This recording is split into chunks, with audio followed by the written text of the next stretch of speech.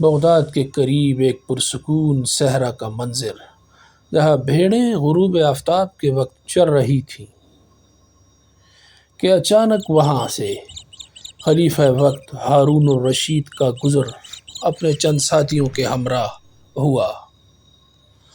آپ کی نظر ایک کمسن چرواہے پر پڑی جو ہاتھ میں لاٹھی لیے ہوئے بھیڑوں کی نگرانی کر رہا تھا۔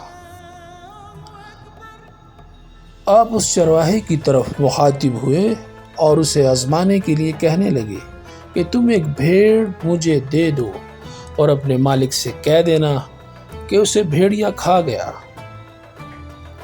یہ سن کر وہ کمسن چرواہا آسمان کی طرف انگلی اٹھانے لگا اور کہنے لگا کہ کوئی دیکھے یا نہ دیکھے، اللہ تو دیکھ رہا ہے۔ ہارون الرشید یہ سن کر مسکرائے اور چرواہے کی ایمانداری سے اور سچائی سے اس قدر متاثر ہوئے کہ اس کے مالک کو ڈھونڈا اور اسے سکے دے کر اس چرواہے کو آزاد کروا دیا۔ دوستو، اس کہانی سے ہمیں یہ درس ملتا ہے کہ اللہ ہمیں دیکھ رہا ہے۔ Please subscribe to my YouTube channel.